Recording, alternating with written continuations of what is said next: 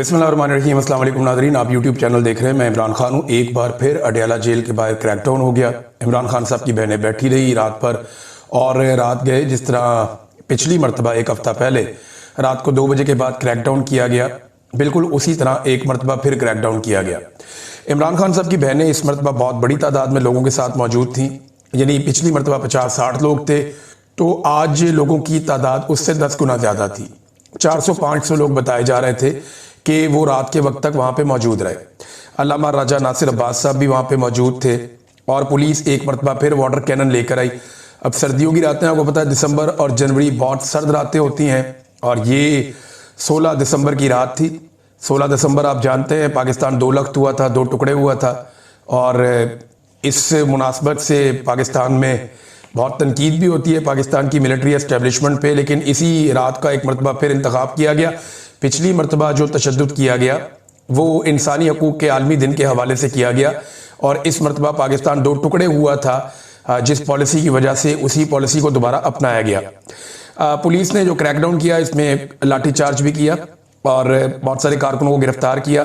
कुछ वीडियोज़ हैं जिनमें पुलिस वाले कारकुनों को गंदी गालियां दे रहे हैं, उन्हें ज़मीन पर बिठा रहे हैं, उन्हें ज़मीन पर लटाने के अहकाम जारी किए जा रहे हैं। अलीमा खानम साहिबा के हवाले से कुछ इत्तलात आई इमरान खान साहब की बहनों के हवाले से, क्योंकि उनको डायरेक्ट अटैक किया गया और वाटर कैनन का उनके ऊपर इस्तेमाल किया गया। सर्द रात में ठंडा पानी उन पर फेंका जा रहा है, और वो भी बहुत ज़ोरदार प्रेशर के साथ। ये अहमद हसन बोबक साहब हैं, ये कहते हैं जी सबसे तकलीफ बात जो अभी तक रिपोर्ट नहीं हो सकी, जब क्रैकडाउन शुरू हुआ तो जहरीले पानी के साथ अलीमा खान को निशाना बनाकर हमला किया गया। पानी के प्रेशर से अलीमा खान बुरी तरह गिर गई। साथियों ने उठाया तो दूसरी मरतबा ज़्यादा प्रेशर के साथ पानी मारा गया, जिससे अलीमा खान दोबारा गिर गई और चंद लम्हात के लिए वो बेहोश हो गई। अलीमा खान आज ज़ख्मी भी हुई हैं, लेकिन सिर्फ अवाम को हौसला देने के लिए अलीमा खान ने कमज़ोरी का इजहार नहीं किया, और अल्लाह अलीमा आपा को या अलीमा खान को मज़ीद इस्तकामत दे। ये जनाब एक स्टेटमेंट जारी किया गया। मैंने वहाँ पे जर्नलिस्ट हैं, उनसे पूछा, उन्होंने कहा जी इससे मिलती जुलती सूरत हाल हुई है, और इस मरतबा जो पानी इस्तेमाल किया गया उसमें केमिकल मिला हुआ था। यानी इससे पहले जो पानी फेंका जाता था उस पर वो केमिकल नहीं होता था। अब ये अलीमा खानम इंटरव्यू में बता भी रही थी कि औरतों, बच्चों और बुजुर्गों पर केमिकल डालकर पानी फेंका जा रहा है, लोगों को गिरफ्तार भी किया जा रहा है। लेकिन आज़ादी की जंग में ये सब होता है, अल्लाह हमें इसका सिला आज़ादी की सूरत में देगा। ये अलीमा खानम ने कहा। उनकी इमरान खान साहब की दीगर बहनों ने भी स्टेटमेंट दिए, और केमिकल मिला पानी था तो इससे स्किन जल रही थी ख़वातीन की। जो लोग वहाँ मौजूद हैं वो बता रहे थे हमारी जो जिल्द है वो जल रही थी, साथ में आंखों में जलन हो रही थी, आंखों में उनके आंसू आ रहे थे, साथ वो लोग खांस रहे थे बुरी तरह। तो ये केमिकल वाला पानी था, इस मरतबा इस्तेमाल किया गया, ज़्यादा बड़ा हमला किया गया पाकिस्तान तहरीक इंसाफ पर। इन चीज़ों को नॉर्मलाइज किया जा रहा है कि इमरान खान की निहत्ती बहनें आ जाएँ और आके बैठ गए अडयाला जेल के बाहर, उनके साथ लोग हों और वो कहें जी कि इमरान खान साहब की मुलाकात करवाई जाए हमारे साथ, जो कानून के मुताबिक है। तो इमरान खान साहब जो साबिक वज़ीर आज़म है उनको डाला जाए कैद तन्हाई में, और जब उनकी बहनें वहाँ पे आगे पुरअमन एहतजाज करें, निहत्ते लोग मौजूद हों, तो उनके ऊपर सर्दियों में ठंडा पानी फेंका जाए, गर्मियों में आंसू गैस की शेलिंग की जाए, लाठी चार्ज बार बार किया जाए। इन चीज़ों को पाकिस्तान में नॉर्मलाइज किया जा रहा है, और लगातार इसको नॉर्मलाइज किया जा रहा है। इसको फिर आलमी मीडिया भी रिपोर्ट करता है, BBC उर्दू ने भी इसको रिपोर्ट किया। अलीमा खानम ने कहा कि जब इमरान खान जिम्मेदार आसिम मुनीर को ठहराते हैं तो इसमें बुरा क्या है, वही हकीकत में हुक्मरान है। इमरान खान का पैगाम बाहर आने से रोका जा रहा है, और ये सब कुछ आसिम लॉ के तहत हो रहा है। एक और चीज़ भी अलीमा खानम ने कही, उन्होंने ये कहा कि जनाब क्यों बात नहीं कर सकते आसिम मुनीर के बारे में। आसिम मुनीर साहब रियासत नहीं है, वो एक इदारे के सरबराह जरूर है, लेकिन वो अपनी आईनी हुदूद से तजावज़ कर रहे हैं। यानी ये तो पूरा पाकिस्तान जानता है ना कि पाकिस्तान की फौज इस वक्त सियासत में बदतरीन मुखालफत कर रही है, सियासत के अंदर बदतरीन इन्वॉल्व है पाकिस्तान की फौज इस वक्त। DGISPR हो, पाकिस्तान के आर्मी चीफ हो, पाकिस्तान की ISI हो, पाकिस्तान की मिलिट्री इंटेलिजेंस हो, ये लोग बुरी तरह सियासत के अंदर इस वक्त लुथड़े हुए हैं। ये सियासत में पूरी तरह से इन्वॉल्व हैं, और इनकी सियासत में इन्वॉल्वमेंट की वजह से पाकिस्तान जो है वो हर दिन पीछे की तरफ जा रहा है। अब जो लोग सियासत में इन्वॉल्व होंगे और उनकी वजह से पाकिस्तान को नुकसान होगा, जो सियासी और जमहूरी आवाज़ें हैं वो उनके खिलाफ उठेंगी, वो उनका नाम लेंगे। तो ऑब्वियस है वो ये कह रही हैं कि आसिम मुनीर कोई इदारा नहीं है, सारा पाकिस्तान मजबूरी में है, पुलिस मजबूर है, मीडिया मजबूर है, लेकिन हम मजबूर नहीं हैं, क्योंकि हमने फैसला कर लिया है आज़ादी या मौत। ये बात भी अलीमा खानम ने कही। फिर उन्होंने कहा इमरान खान कह चुके हैं कि मौत या आज़ादी। आप सब जहन बनाकर निकलेंगे मौत या आज़ादी। ये मत खौफजदा हो कि हमारे बच्चों का क्या होगा। शहीदों के बच्चों का वारिस अल्लाह ताला होता है। शहादत जन्नत का रास्ता है। शहादत का जहन बना लें तो पाकिस्तान आज़ाद होगा। जब आप मंजिल बड़ी रखेंगे तो फिर कोई ये नहीं कहेगा कि मुझे कल फ़ोन आ गया था तो मेरी फ़लाँ मजबूरी है। पाकिस्तान आज़ाद कराना है तो मजबूरियों और खौफ को एक तरफ रखना होगा। ये हलीमा खानम ने कहा। ऐसी बातें हम एक दौर में फातिमा जिन्ना से सुनते थे। वो ये बातें करती थीं, लोगों को जगाने की कोशिश करती थीं, लोगों को बताने की कोशिश करती थी। हमने वो दौर भी देखा हुआ। नाज़रीन, सलमान अकरम राजा साहब ने एक बड़ी इंपॉर्टेंट बात की, मैं उसको इसी जगह पे रख के आपको सुनाऊंगा, क्योंकि इमरान खान साहब के बेटों ने, दोनों ने एक और इंटरव्यू दिया है। इस दफ़ा उन्होंने स्काई न्यूज़ को इंटरव्यू दिया। पूरी दुनिया में उनका इंटरव्यू वायरल हो रहा है। अमेरिकन मीडिया से उन्होंने बात की है, तो जो तफसीलात है मैं आपके सामने रखता हूँ। लेकिन पहले जो सलमान अकरम राजा साहब ने बात की है ना, वो सुनने और समझने वाली बात है।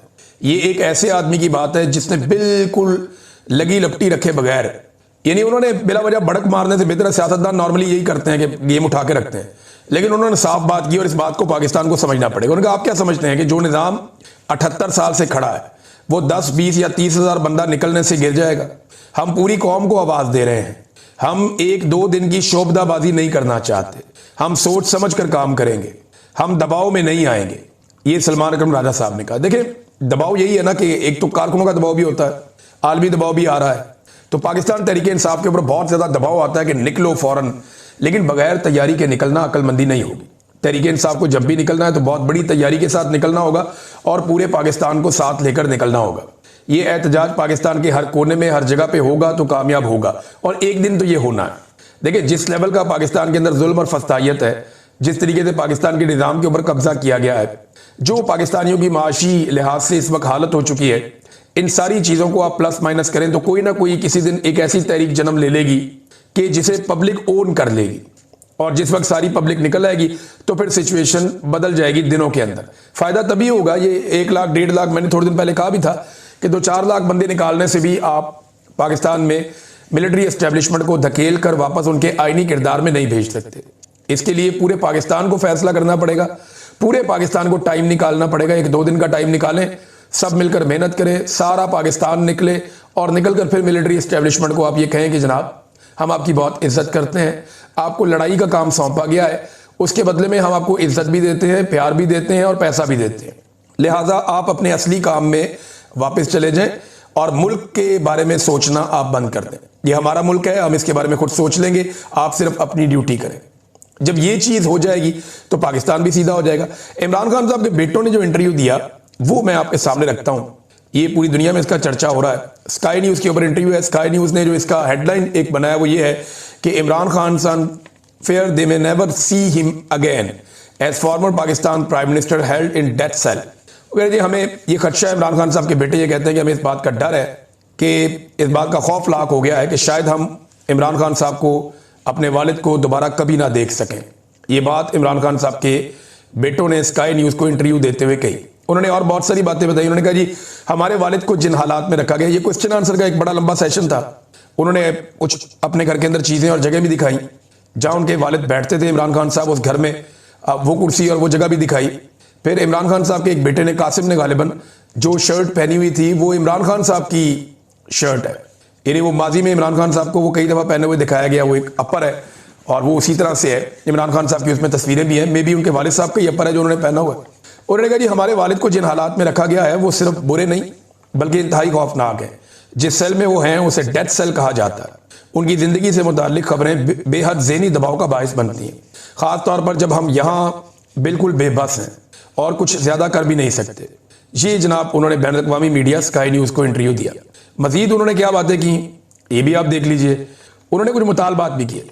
एक मुतालबा उन्होंने किया कि इमरान खान के बुनियादी इंसानी हुकूक का एहतराम किया जाए, कैदियों के हकूक दिए जाए इमरान खान को। नंबर 2, अदालती अहकामात पर अमल दरामद किया जाए। अदालतें तो पाकिस्तान में अब रही कोई नहीं, लेकिन फिर भी जो अदालती अहकामात मुलाकातों वाले उन पर तो अमल दरामद होना चाहिए। नंबर 3, आइन और कानून पर अमल दरामद किया जाए। नंबर 4, इमरान खान का ज़ाती मुआलिज से मुआयना करवाया जाए। नंबर 5, इमरान खान का आज़ादाना मॉनिटरिंग कमीशन के ज़रिए कंडीशंस का उनका मुआयना किया जाए। ये जनाब इमरान खान साहब के बेटों ने कुछ मुतालबात सामने रखे हैं जो फौरी तौर पे अगर मंजूर हो जाते हैं तो काफ़ी रिलीफ इमरान खान साहब के लिए और पाकिस्तान तहरीक इंसाफ के लिए हो जाएगा। फिर उन्होंने एक और बात की, वो पिछले 2 बरस से ज़्यादा अरसे से तन्हाई के सेल में मौजूद हैं जहां उन्हें गंदा पानी दिया जाता है। उनके आसपास ऐसे कैदी हैं जो हेपेटाइटिस सी से मर रहे हैं। हालात नहायत घिनौने हैं और उन्हें किसी भी किस्म की इंसानी राब्ते से मुकम्मल तौर पर काट दिया गया है। उन्होंने ये भी बताया कि जी हमारा अपना राब्ता हुआ 5 महीने हो गया। अब वो इमरान खान साहब के बारे में उन्होंने कुछ और चीज़ें कही। एक तो क्या इमरान खान डील कर लेंगे, ये सवाल हुआ। तो इससे पहले उन्होंने कहा जी कि हमारे वालिद कहते हैं कि उनका मकसद पाकिस्तान को करप्शन से निजात दिलाना है। जितना हम जानते हैं कि हमारे वालिद यहाँ रहकर हमारे क्रिकेट मैचेस देखें, यानी हम तो ये चाहते हैं कि हमारा वालिद इधर आ जाए, वो यहाँ पे आके हमारे क्रिकेट मैचेस देखें, एंजॉय करें। उनका मकसद इससे बहुत बड़ा है, लेकिन इमरान खान का मकसद इससे बहुत बड़ा है। यानी इमरान खान साहब के बेटे ये नहीं चाहते कि वो पाकिस्तान में आए और आकर कोई पॉलिटिक्स वगैरह करें, लेकिन वो ये चाहते हैं कि उनके वालिद बरतानिया चले जाएं और अपनी जिंदगी पुरसकून अंदाज में गुजारें और अपने बेटों को खेलते हुए देखें। और उन्होंने ये भी बताया कि वो प्रोफेशनल क्रिकेट नहीं खेलना चाहते, बस वो अपना एंजॉय करने के लिए क्रिकेट खेलते हैं। उन्होंने कहा कि उनका मकसद बहुत बड़ा है, हम उनके मकसद का एहतराम करते हैं। अपने वालिद से बात ना कर पाना इंतहाई तकलीफ दे है। मैं जानना चाहता हूं कि हम कैसे मदद कर सकते हैं। नानी के इंतकाल के बाद हमारे वालिद से बात नहीं हुई। वो अपनी वालदा के बाद उन्हें अपनी माँ की तरह समझते थे। अच्छा जी, इसके बाद इन्होंने डील से मुतालिक एक सवाल हुआ कि अगर आप इमरान खान से मिलते हैं तो क्या आप उन्हें कहेंगे कि आपने बहुत जेल गुजार ली है, अब वक्त है जेल से निकलें और डील कर लें।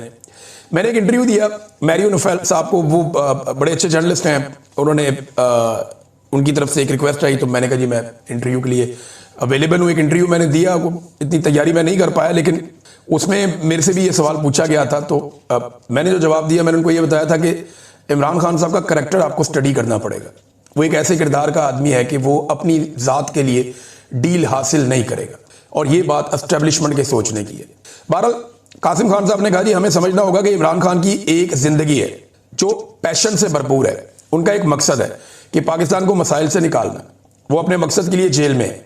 अगर हम इमरान खान को कहेंगे कि अब्बू आप डील कर लें, हमारे साथ इंग्लैंड चलें, अपने मकसद को छोड़ दें, वहाँ क्रिकेट मैच देखें, तो ये इमरान खान को डिस्टर्ब करेगा। हम इमरान खान के मकसद का एहतराम करेंगे। ये इमरान खान के बेटों ने कहा कि हम अपने बाप को कह तो सकते हैं, लेकिन वो इससे डिस्टर्ब हो जाएंगे।